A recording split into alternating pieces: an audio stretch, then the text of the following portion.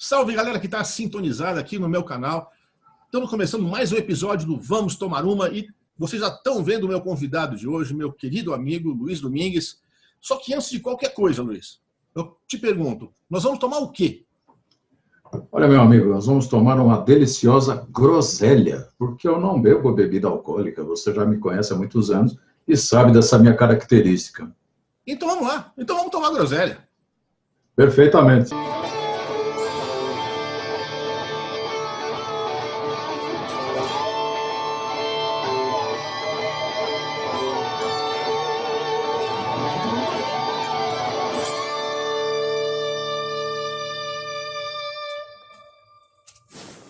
Então tá aí, Isso aí. Luiz Domingues me convidando para tomar uma groselha. Muito legal a ideia. Então, saúde! É isso aí. Saúde!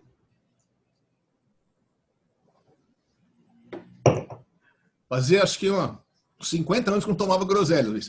O negócio é Sabor mais de doce que a infância. vida, né? Extremamente doce. Não é? Mas vamos lá. Eu estou aqui com o Luiz Domingues, músico desde 76, 44 anos fazendo isso. Que coisa linda isso, cara. Tocou em bandas como Língua de Trapo, Chave do Sol, Pitbulls on Crack, Patrulha do Espaço, Pedra, entre várias outras, né? Estou citando só algumas aqui. E atualmente ele é baixista do Kinkel e os Curandeiros. Lançou cerca de 30 discos, pelo que eu andei contando aqui, pela discografia que você me mandou. Isso sem falar em EP, single, coletâneas.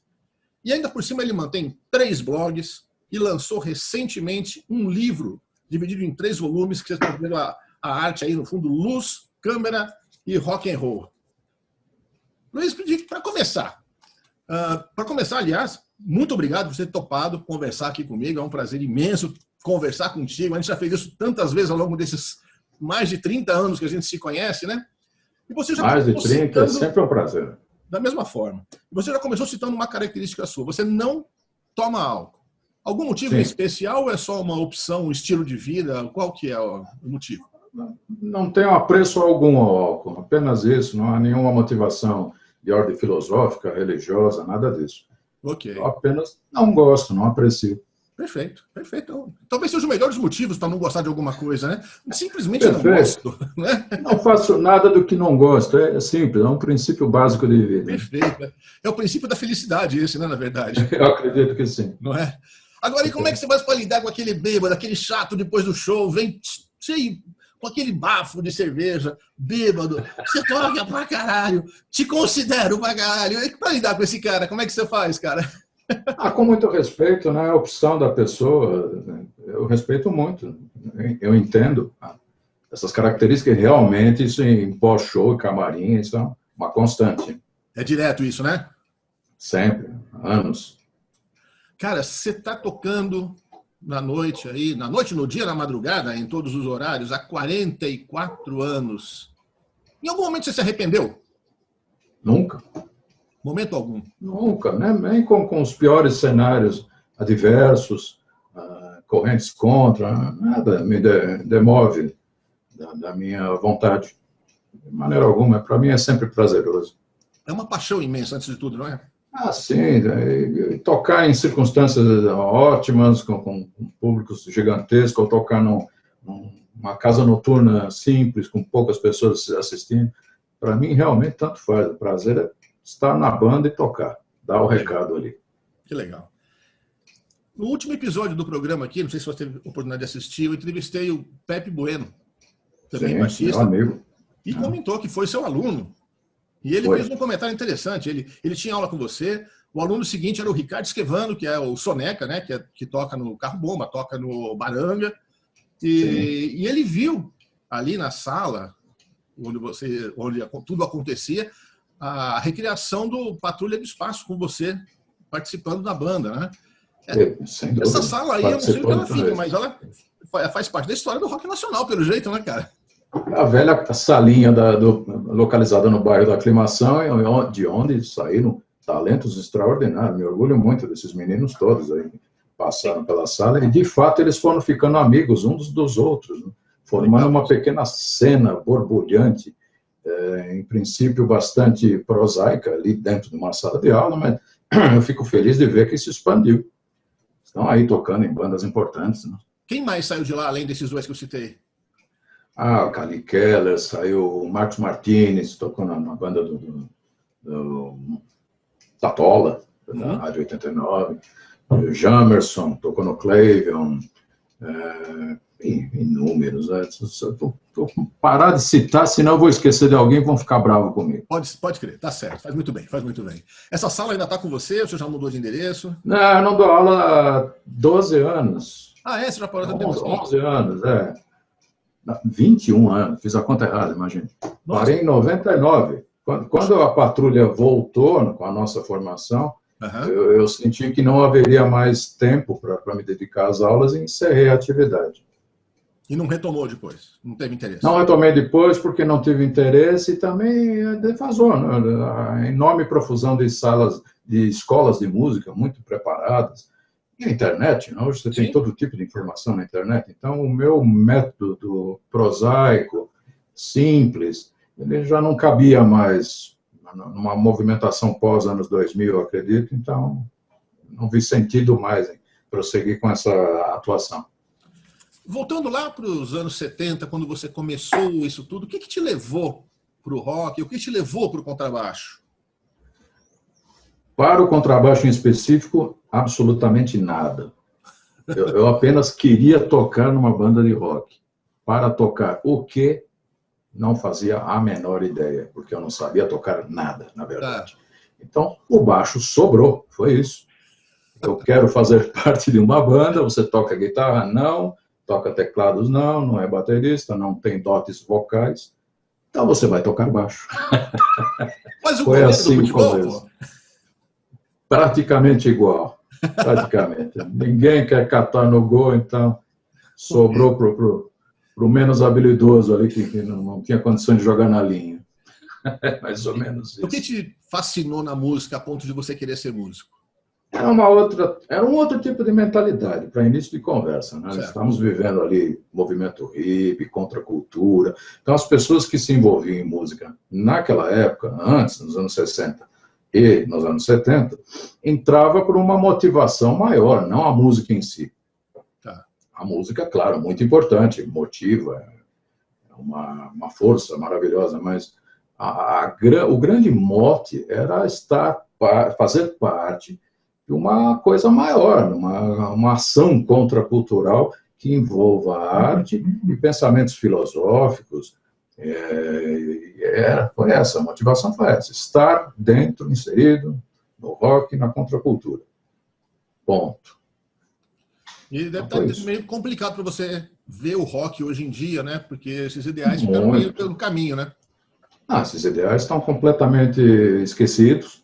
Somente pessoas da nossa faixa etária têm essa noção de como funcionou a movimentação do rock de outrora. Então, a meninada já, não digo de hoje, já desde os anos 80, entrou com outras motivações completamente diferentes. Verdade. Não critico, tudo bem, é a ação do tempo, as coisas vão mudando, as percepções vão mudando, tudo bem, não tem problema nenhum, mas a minha percepção foi outra. Exatamente isso aí que você colocou. Naquele começo lá, quem você mais admirava das bandas, artistas que estavam na cena, vamos dizer assim? Olha, é complicado citar uma escola, um estilo, porque são tantos, aconteciam tantas coisas. Eu acho que o que mais impressionava naquela época era o volume de coisas acontecendo ao mesmo tempo. Perfeito. Manifestações múltiplas, não só do rock, digamos, deixa que isso fique bem claro. A black music, na MPB, que tinha uma abrangência enorme, muito interessante. Então, era uma multiplicidade de fatores que eram todos interessantíssimos. E aquilo motivava, deixava o garoto da época, no meu caso, completamente alucinado em querer fazer parte, estar inserido nisso. Perfeito, é isso mesmo, tá certo. Agora, interessante, você falou que eram tantas coisas acontecendo, mais ou menos nessa época eu também estava começando o heavy metal. E você nunca foi fã de heavy metal, né, Luiz? Não, nunca foi. Eu tenho um enorme respeito, sei da importância que tem, tenho inúmeros amigos que militaram e continuam militando nessa escola do rock, né? Mas eu nunca gostei, porque a minha escola é anterior, né? Quando o heavy metal surgiu, eu enxergava o heavy metal como se alguém tivesse colocando um condimento a mais no hard rock e eu tivesse estragado. Era isso, com muito respeito. Entendi. Então, eu não simpatizei logo de início, né? Nunca tive o menor apreço. Perfeito. Acho que você, nesses 40 e tantos anos, você já viveu um pouco de tudo, você já rodou esse Brasil aí todo. Você já se meteu em algum buraco assim que você falou, cara, que diabo eu estou fazendo aqui? Aqui é longe demais de tudo, não tem condição nenhuma de fazer nada aqui, eu estou aqui para tocar rock. Situações inusitadas na carreira são inúmeras, né? São descritas, inclusive, no livro aí que eu escrevi de memórias. Mas, nesse ponto de chegar a estar num local e estar completamente arrependido de estar ali por falta de condições, seja lá qual for a motivação, nunca aconteceu, não. Sempre foi legal. Mesmo em condições adversas, insalubres até, o recado foi dado do jeito que foi possível, né? Equipamentos ruins, mil coisas que acontecem na estrada. Né? Isso faz a diferença entre a turma daquela época e a turma de hoje? Porque hoje qualquer coisa já é motivo de reclamação, de textão nas redes sociais, essa coisa toda, cara. Talvez faça, é uma colocação interessante que você está fazendo. Né? Eu não havia pensado nisso antes, sim, porque eles foram forjados com uma outra mentalidade, eles têm outra percepção das coisas. Reclamam muito, né, na verdade, porque tem uma outra maneira de enxergar a cena, a infraestrutura. Foram forjados com outro material, né, cara? Um material talvez um pouco mais frágil, não sei. Talvez por outros aspectos também, né, de cunho cultural. Claro. São inúmeros aspectos. Agora, melhorou muito a tecnologia, as condições são muito melhores em inúmeros aspectos do aparato de equipamento, de áudio, de condições. E piorou em muitos outros também, porque hoje não se tem locais para tocar, os teatros não abrem as portas, normalmente, para bandas de rock. Fatores que nos anos 70 e 80 nós tínhamos à disposição. Fazíamos temporadas em teatro sem problema nenhum, né? com toda a dignidade que qualquer artista merece. Cobrir, cara, de bandas. Pois é, estivemos juntos em tantos teatros. Bandas, né? Verdade. E lotava, né? Isso era mais legal. Eu vou além. Tudo bem, eu sou muito grato às casas noturnas que abrem espaço. É a nossa sobrevivência, o nosso meio de expressão, mas o artista tem que se apresentar em teatro. Eu sempre tive essa convicção. É ali o local certo do artista dar o seu recado com a estrutura, com a coxia, com o camarim, com a iluminação, um conforto para o público. Né? O público se senta adequadamente numa poltrona legal para assistir um show de rock, como nós gostávamos de assistir, né? Ver os Mutantes, né? O Terço e tantas outras bandas tocando no Teatro Bandeirantes, no Municipal, com toda aquela pompa. Acho que toda banda de rock merece um teatro bem estruturado. Em São Paulo tem alguns teatros, inclusive teatros da prefeitura, que são bem interessantes. Não sei se eles existem ainda. Tipo João Caetano, Arthur Azevedo. Tinha um em cada região da cidade, né? E eram teatros, inclusive, iguais, né? A mesma planta. E eram muito legais. O pessoal fazia circuito nesses teatros. Eu lembro disso, cara. Você assistiu ao Chave do Sol em diversas ocasiões em teatros da prefeitura. Sim. Esse circuito aí é sensacional. Ele existe ainda. Existe ainda. Mas são raros os shows musicais, né? Estão mais dedicados às peças teatrais, né? Saraus, as coisas mais leves. Nesse monte de discos que você gravou, cara, todos eles extremamente relevantes, qual aquele que você curte mais, aquele que você se orgulha mais, aquele que você pega na mão e fala, putz, que legal, esse aqui, eu tenho parte nisso aqui? Rapaz, numa carreira longa assim é difícil eleger um só, né? Ou dois. Cada um tem uma história, como ele foi construído, todos os dissabores que tivemos para se chegar naquele resultado e as alegrias também, né? As coisas boas que eles propiciaram. Então, há muitos álbuns que eu tenho um carinho muito grande, outros talvez nem tanto, pelas circunstâncias, mas me orgulho de todos, evidentemente. Cada álbum que se lança é um orgulho, né? Um motivo de júbilo aí para todo o esforço expendido, meu pessoal e de todos os companheiros, as pessoas que cercam a produção, os técnicos, os produtores, os fotógrafos, o pessoal do layout de capa. Parece equipe, que não, mas é um monte de gente envolvida, né, cara? Quem está de fora não se dá conta disso, né? Eu faço questão de agradecer, inclusive no meu blog tem extensa ficha técnica, nominando todo mundo, porque o trabalho dessas pessoas é extraordinário. Não se restringe uma banda de rock aos músicos apenas. São inúmeras pessoas que, direta ou indiretamente, colaboram. E naqueles primórdios lá, era interessante, porque o pessoal aqui não sabia trabalhar com rock, né? Principalmente a parte técnica, né? Você não tinha produtores assim especializados em rock. Você tinha ótimos produtores, mas que não sabiam exatamente como trabalhar o rock, né? Você sentia uma dificuldade grande nessa época, na hora de gravar os discos, essa coisa toda? Não, faltava especialização, um maior profissionalismo. Havia muitas pessoas abnegadas, se propunham a fuçar essa palavra, né? Sem muito estudo, sem muita bagagem técnica, teórica. E eu sou muito grato a todos eles que colaboraram de uma forma extraordinária. Mas é verdade, ao longo do tempo, isso foi melhorando muito. O Brasil foi se profissionalizando, se adequando. Sim. Não está ainda no mesmo nível, mas chegando mais próximo dos europeus, dos norte-americanos. E isso é muito salutar, isso é fantástico. Eu falo isso até da minha área também, cara. A gente não sabia fazer revista.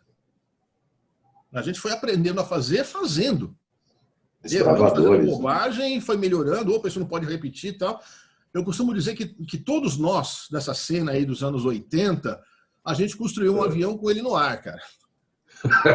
É uma boa metáfora. Não é? Perfeito, porque vinha do jornalista.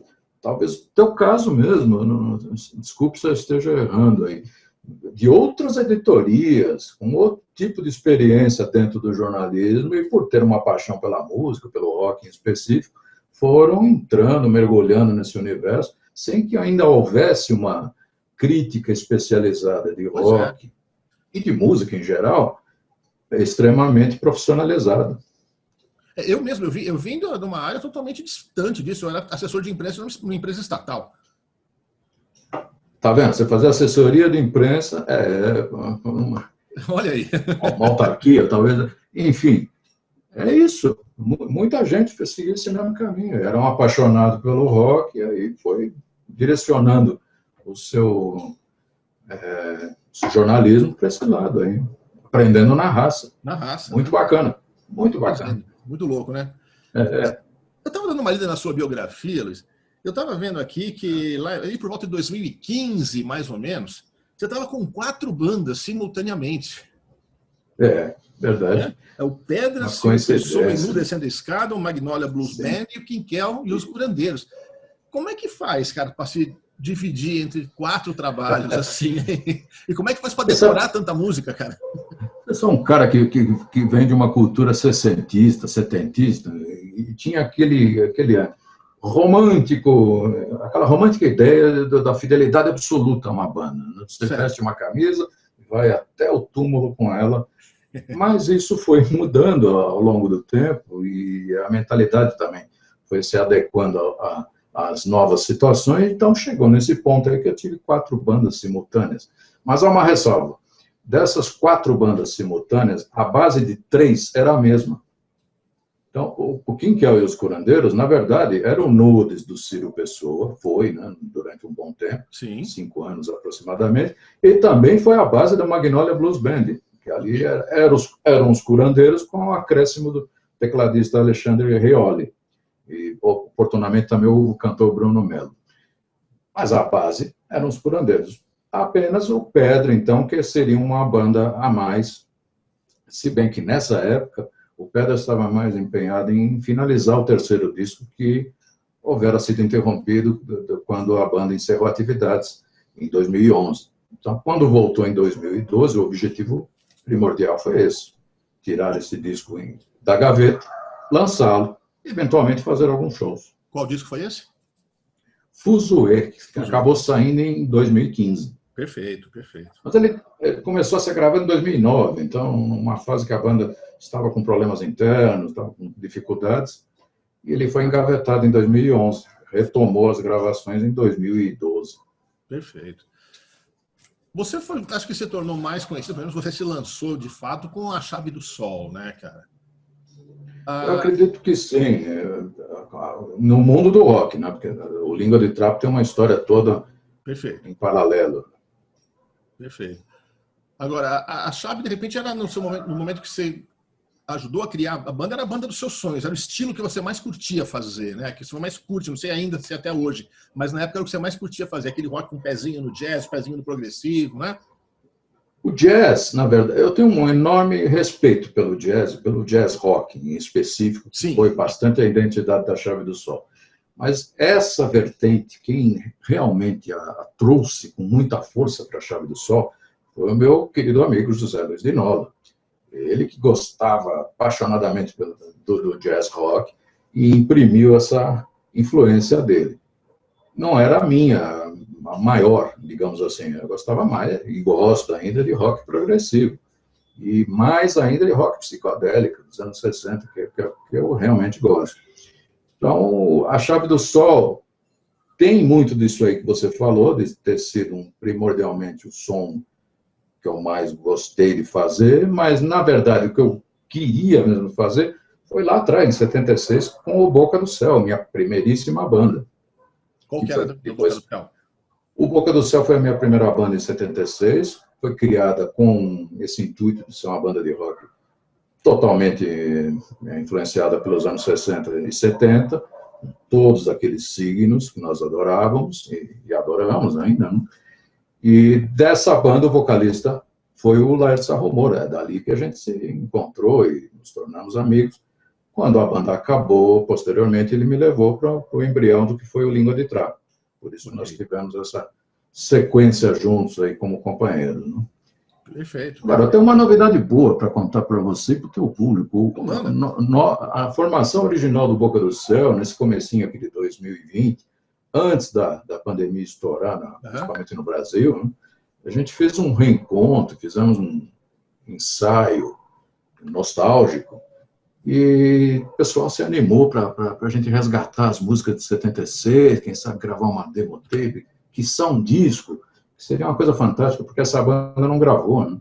A gente era muito garoto na época, inexperiente, não tivemos grandes oportunidades, a gente ficou ali restrito a um circuito de festivais estudantis e shows de pequena monta. Então, agora, depois de velhos, vamos nos reunir aí e tentar resgatar as músicas, quem sabe soltar um disco. Ah, que legal, cara. Bacana, né? Os mesmos músicos que estavam naquela época? Os mesmos músicos. Milton Renteiro, ele é um guitarrista que toca laúde, um cara que gosta muito de sons acústicos. O Oswaldo Vicínio, que hoje também é baixista, ele se tornou polivalente.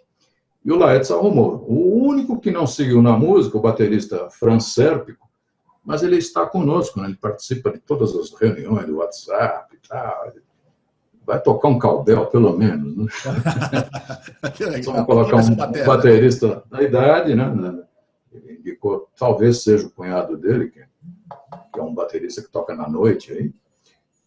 Aí fica tudo em casa, bacana, e vamos, se a pandemia permitir, né, a gente precisa se reunir, ensaiar, resgatar as canções. Perfeito, legal isso, hein, cara? Legal, né? Muito legal. Aliás, falando da pandemia, cara, como é que você se virou nesse tiroteio todo que virou o mundo de março para cá, hein? Você é um músico, eu digo, né? Não. Todas as atividades. A sorte que os curandeiros tinham gravado um material e nesse ínterim ainda da quarentena, do isolamento, nós lançamos um disco. Então, usando todas as ferramentas virtuais, nós temos essa novidade para mostrar aí, lançando clipe. Então, é como se a banda estivesse super ativa, mesmo confinada, cada uma na sua residência, né? Perfeito. Essa foi a novidade. E lancei o livro também, né? Isso movimentou muito. Abriu um campo aí para entrevistas e reportagens. Então, eu fiquei mais ou menos em evidência por conta disso. Esse foi o lado bom do confinamento. Perfeito. Falando das suas bandas ainda, tem uma que só gravou um disco, mas acho que você sabe que é uma banda que eu curto demais, que é o Pitch Bulls on Crack. Foi uma coisa bem diferente para você, né? Em termos de estilo musical, não foi? Você sabe que quando eu entrei no Pitbulls on Crack, a proposta do Chris Skepp, meu querido amigo Chris Skepp, era buscar a modernidade de então, de 1992, em torno ali do indie rock britânico. Uhum. Principalmente, que ele estava, apesar dele ser um sessentista inveterado como Sim. eu, como Tomás, amante do rock psicodélico, do rock progressivo, ele estava obcecado naquela época em adequar às tendências modernas da época. Mas eu não aguentei, Tony, você me conhece bem, né? Aquela sonoridade rude, aquele tal de indie rock, na verdade, é um filhote do pós-punk, que é filhote do punk, aquela coisa dura, tocar numa nota só, aquilo foi me... Enfim, eu comecei a soltar uns baixos aí um pouquinho mais sofisticados. Quando nós percebemos, e o Chris adorou, nós éramos uma banda glitter rock setentista. Sim, sim, aí que tá, porque de indie não tem nada, o Pitbulls, cara. Nada. Deca, ótimo solista. Então, ele soltando o AC/DC, que ele adora, eu e o Chris no David Bowie, no T-Rex, no Mott the Hoople. Alice E Cooper. aí, é isso aí. Alice Cooper, claro. E aí virou isso aí, o Pitbulls on Crack. Que legal. Que pena que só durou um disco, né, cara? Na verdade, são dois, né, Tony? Porque a gente tem a coletânea da Eldorado com duas músicas. Né? Assim, não, Inclusive, mas um disco completo, né, cara? Com aquele disco repertório completo. bacana. Inclusive, o nosso foi um só, infelizmente. Por que não deu Mas certo? a música que sai, as duas canções que saíram na coletânea do Eldorado foram muito marcantes, né? Inclusive, uma delas foi, eventualmente, aí, certamente, eu diria, o nosso maior sucesso, né? Pela exposição radiofônica, Under the Light of the Moon. Under the Light of the Moon, ok. Tocou demais em emissoras de rádio e um clipe na MTV também, que rodou muito. Foi a nossa música mais famosa, com certeza. Por que não continuou o Pitbulls, não gravou mais discos, essa coisa toda? Bom, eu saí do Pitbulls. O Pitbulls teve uma sobrevida, eles foram até 2005. Né? Eu saí em 97. Eu estava cansado do rumo das coisas em torno... Nada contra as pessoas, pelo contrário, eu sou muito amigo de todos, adoro o convívio, aqueles três amigos ali, que divertidíssimos são ainda, né? Pessoas maravilhosas e grandes músicos. Mas o andamento do extra, do exterior, não estava sendo propício para a nossa banda. Okay. Eu não enxerguei mais uma perspectiva. Achei que a gente fosse ficar de novo circunscrito às pequenas casas noturnas, sem possibilidade de uma grande expansão. E eu estava obcecado com aquela coisa do religare, o Britpop me influenciou muito nesse aspecto. Sim. E buscar as minhas próprias raízes, voltar para 76, voltar para a mentalidade que eu tinha com 15, 16 anos, ali dentro do Boca do Céu, e resgatar todos aqueles signos sessentistas que eu adoro, que é a minha identidade real, e foi quando fundamos o Siddhartha, com dois meninos absolutamente desconhecidos e talentosíssimos, eu falo sobre Rodrigo Henrique e Marcelo Esquivano. Desconhecidos na época, né? Se tornaram grandes músicos muito conhecidos. Na época, eles eram garotos imberbes.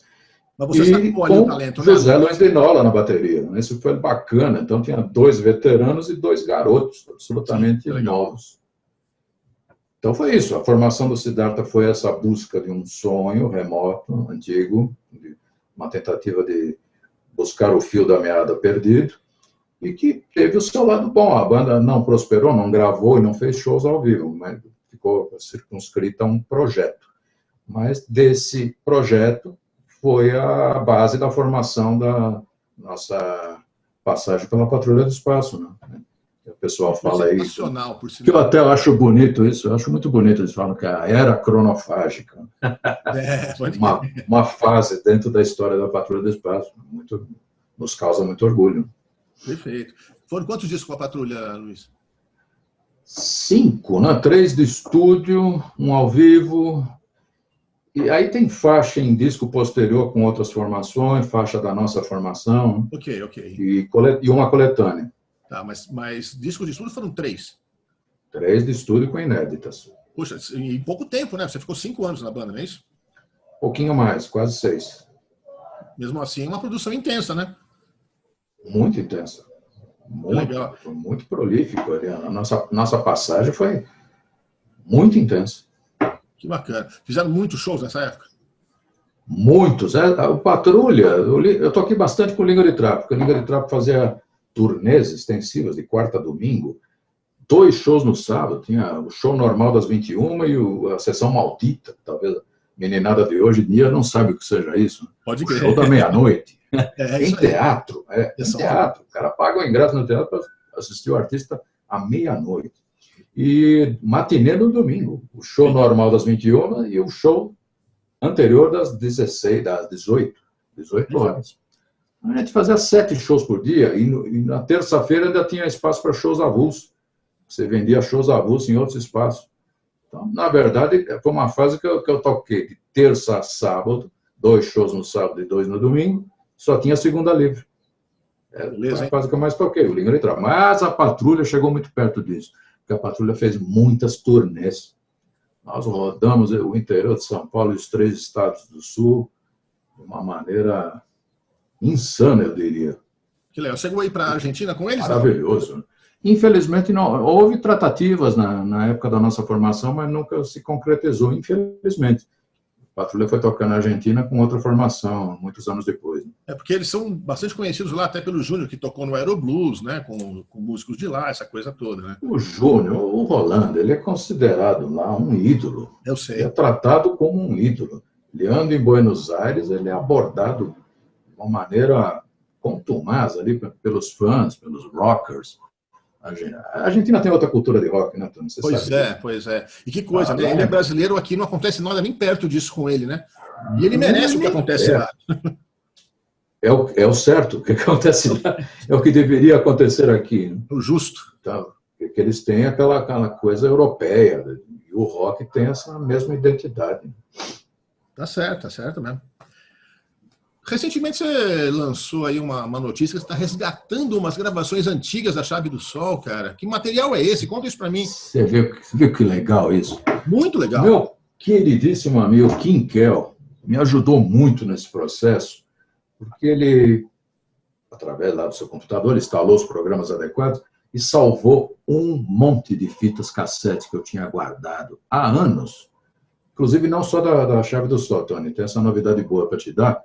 Eu não posso adiantar ainda, mas tem de outras bandas também. E em breve você vai ter uma surpresa legal aí. Que legal. Então, em princípio, eu comecei a resgatar as da Chave do Sol para dar um direcionamento, não apenas isso, mas eu tenho material de outras bandas também.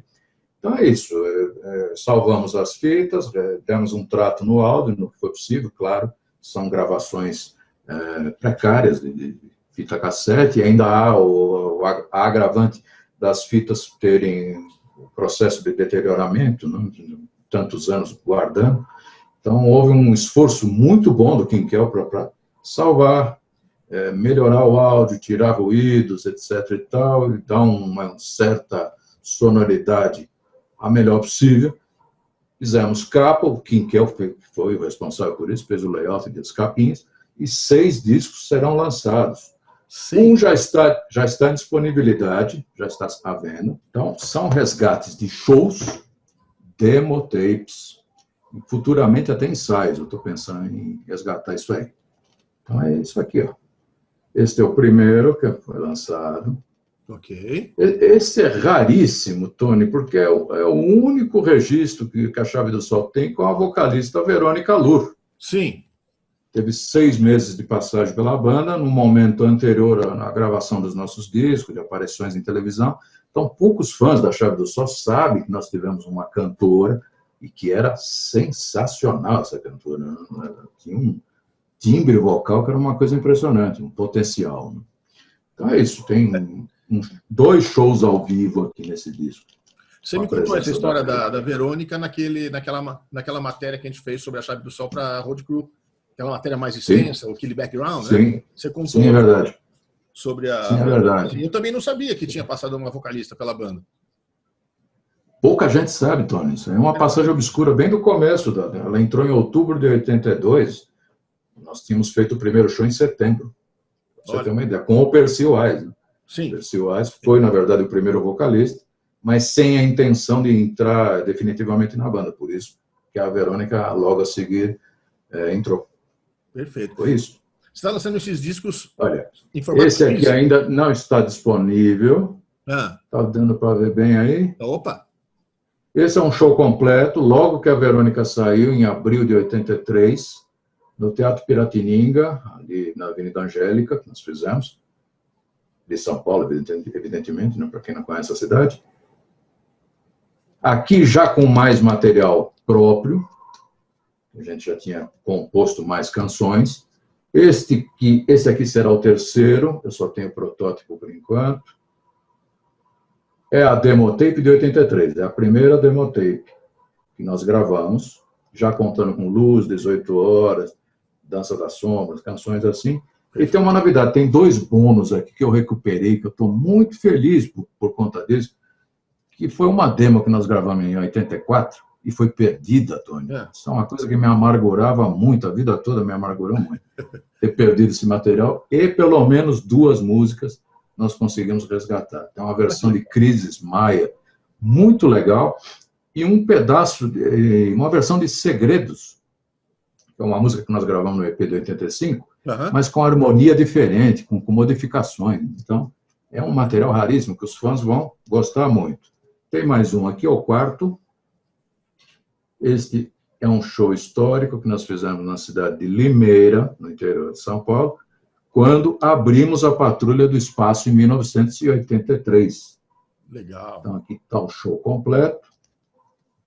O quinto e o sexto eu ainda não tenho a capinha de protótipo. Mas o quinto tem uma novidade interessante, é o show de estreia do Fran Alves. Esse é raríssimo. Tá, legal. Agora, interessante que você está lançando tudo isso em formato físico, não é? Não é virtual, como o pessoal está fazendo hoje em dia, não. CD tem que pôr a mão, né, cara? Tem que pegar na mão, né? Eu acho que sim, né? É um formato simples, né? Claro. Não há nenhuma grande sofisticação, as pessoas estão bem avisadas disso. Mas é legal, né? Para você ter o disco e dar um título para o disco, dar uma razão para ele existir. Né? Acho que os fãs vão gostar muito. Né? Isso é muito importante. Mas é ótimo, né? Claro que sim, é muito importante para quem tem esse espírito aí. Poxa, para mim é fundamental, cara. Botar ali na ordem certinha de lançamento. Isso, é um prazer, exatamente, né? Exatamente. Isso é um prazer, assim como tomar uma boa groselha. Boa, Luiz. Agora eu queria falar um pouco sobre o Luiz Domingues, escritor. Estamos vendo aí luz, câmera e rock and roll. Como é que surgiu a ideia desse trabalho, que é bem legal, cara? Muito obrigado, Tony. E é o seguinte, eu escrevi a minha memória, e é uma autobiografia, o livro é enorme, abrange aí desde 76 até 2016, eu fechei nesse período para ficar os 40 anos iniciais da carreira, e já estou escrevendo um segundo, né, de 2016 em diante. Mas aí eu pensei bem, o tempo foi passando, tá, eu tive um problema com o pessoal que estava fazendo a editoração do livro, houve uma demora, e eu mudei de ideia, porque eu pensei assim, eu vou me lançar como escritor, já com uma autobiografia, talvez eu fique estigmatizado como apenas um músico que escreveu a sua autobiografia, e essa não era a minha intenção. Eu queria dar vazão a esse negócio da literatura.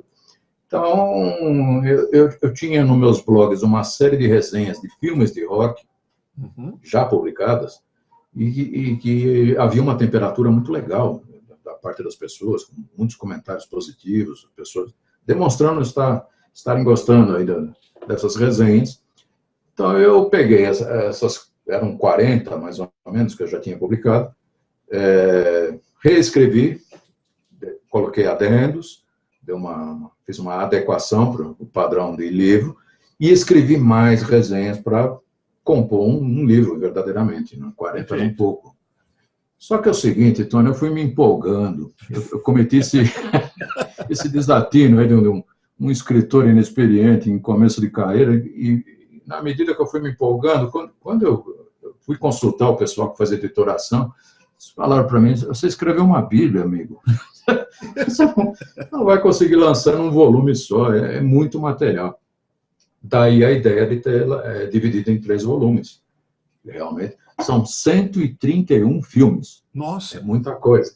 Né? Mas qual é a ideia de filme rock? Tem que ter rock na trilha sonora? O assunto do filme é o rock? Ou tem que ser um musical? Como é que é? Para onde você foi nessa busca entre filmes e rock? Tudo isso. Tá. Tudo isso. Filme que tem o mote do rock diretamente, cinebiografia de artistas ou de bandas, o rock como uma trilha, rock como um mote cultural, e a trama não tem necessariamente a ver com o rock, mas o rock é tão importante na trilha que merece a menção. Tipo Jesus Cristo Superstar, por exemplo? Claro, um musical importantíssimo. O filme é datado, mas as músicas são até hoje sensacionais, você não acha? É sensacional, as canções são belíssimas, a mensagem, né? Do jeito que foi alinhavado aquele roteiro, é muito legal. Apesar de ser uma história, obviamente, baseada ali na Paixão de Cristo. Sim, sim. Não é uma história original, mas do jeito que eles alinhavaram, foi muito bacana. E como Está no livro, certamente. Como é que você dividiu os 3 volumes? O que cada um trata? Não há cronologia, não há um efeito cronológico, tampouco didático, não é essa a intenção. É um livro de entretenimento. Eu não sou nenhum especialista em cinema, né? Vou fazer com observações assim, mais aprofundadas. Eu sou um curtidor de rock, sou um roqueiro, e curtidor de cinema. Eu sou um cinéfilo, inveterado. Então, juntei as duas paixões. E é esse ponto de vista de alguém que gosta muito de rock e gosta muito de cinema. Apenas isso. E sem efeito didático, então, e cronológico. Portanto, o leitor vai ver uma resenha de um filme de 1980, hipoteticamente, e a próxima pode ser um filme da década de 50. Então, eu não tive essa preocupação em fazer cronologia. Tá, ok. Então, é sortido, para ter entretenimento. É uma surpresa atrás da outra. Tem aqueles filmes maravilhosos dos Beatles dos anos 60? Todos. Que legal. Beatles, algum material dos Stones, Rock and Roll Circus, não é exatamente um filme, mas está inserido, porque eu achei que tem essa conotação, tem Perfeito, muito bom. Esse mote, né? The Last Waltz também não é um filme com dramaturgia, é um documentário de show ao vivo. É um show, né? Que nem... Vale a menção. Shine a Light, eu incluí, porque os Stones Song Remains the Same, também é um bom exemplo. Né? Embora em Song Remains the Same haja uma tentativa de dramaturgia, né? Quando naqueles grandes cenas, cada um tem um personagem, né? Bem canastrão, deles, né? É engraçado. Inclusive o Peter Grant. Né? Inclusive o Peter Grant. Que revela um pouco a personalidade dele, real. Exatamente. E aqui no Brasil ele saiu com o título de Rock é Rock mesmo, cara. Que beleza. Lastimável. Né? Foi legal você falar nisso, porque no livro, em diversas ocasiões, eu perdi um tempo nas laudas ali para falar disso, dessa loucura do Brasil de inventar títulos estapafúrdios que não tem nada a ver com o mote da história, do filme, da produção, nada a ver com nada. Porque algum maluco lá deduziu que seria mais conveniente para colocar na porta do cinema, enfim. Pois é, eu que não sabia nada de Led Zeppelin porque não entendeu o título original The Song Remains the Same, a música que vem por trás dela e tal, né? Tradução ao pé da letra, uma coisa horrível. Essas coisas, né? Não tem a menor familiaridade com o assunto e inventa qualquer bobagem. Nessa brincadeira toda, a sua biografia acabou não saindo, então? Não, ela está publicada virtualmente no blog, né? Em 2 blogs, inclusive, com 2 formatos diferentes. Mas eu estou preparando, já dividi em volumes, porque depois dessa experiência do livro, do Luz, Câmara, Rock and Roll, se esse aqui ficou grande, a biografia é o quádruplo em termos de volume de texto. Então, eu decidi dividir em volumes. Tá. Serão 14 volumes, é uma loucura, eu sei, Nossa. mas foi a melhor solução encontrada. E assim fica até legal, porque eu dividi por banda. Ok. Aí fica essa opção, né? O cara que gosta mais da Chave do Sol não precisa comprar o livro inteiro, ele vai querer ouvir o meu ponto de vista sobre a chave do sol apenas naquele volume, ficar mais econômico, mais prático, e assim por diante, né? O Fã da Patrulha, o Fã do Linga de Trapo, etc. Perfeito. E falando agora dos seus blogs, você tem 3 blogs, né? Tem. Você tem 3 blogs que cada um trata de um tipo de trabalho literário seu, não é isso? Correto, é isso. Quais são eles? O objetivo é esse. O blog 1, onde eu reúno toda a minha produção, eu sou colaborador de muitos blogs, né? Já fui de revistas impressas também. Então, tudo que é publicado em outros blogs, eu publico a posteriori no meu blog 1, como se fosse um grande arquivo da minha produção, como colaborador. Mas há também uma enorme quantidade de matérias inéditas escritas exclusivamente para ele. Para ele ter uma identidade, não ser apenas um museu, né? Um arquivo. O blog 2 eu abro espaço para convidados, já abri mais anteriormente. O Júlio Revoredo, que foi meu grande amigo, poeta, escreveu letras para a Patrulha do Espaço, sobretudo para a Chave do Sol. Sim. Foi meu colaborador por anos ali. Ele publicou inúmeros poemas de sua autoria ali no meu blog 2. Atualmente eu tenho usado esse blog 2 para textos alternativos meus, sobretudo. E também há uma versão da biografia completa em microcapítulos, para ficar uma leitura mais leve, mais rápida, então fica mais fácil para quem quiser com esse tipo de formato. E o blog 3, sim, aí sim é o grande arquivo musical da carreira. Ali eu tenho o texto completo da minha autobiografia, diversas curiosidades e material de todas as bandas nas quais eu toquei. Tudo, absolutamente tudo que eu pude reunir, evidentemente. Claro. Portfólio, fotos, vídeos, áudio e um projeto novo que eu já vou te adiantar para o teu público, já está pronto, na verdade. Depois da autobiografia eu vou lançar mais um livro com crônicas e histórias curiosas, a maioria delas absolutamente engraçadas, de bastidores de todas as bandas que eu toquei. E deve ter história, hein? Crônicas da autobiografia. E tem muita história. Só nesse primeiro volume aí tem 60. Que legal. Histórias inusitadas. Que legal. Muitas. É aquela história... Os fãs vão gostar de ouvir, porque, por exemplo, vou contar uma rapidamente para não tomar muito tempo. Você sabia que em 83, um ex-Dizzy Croquette foi cogitado para ser vocalista da Chave do Sol? Você está brincando? Sério? Não.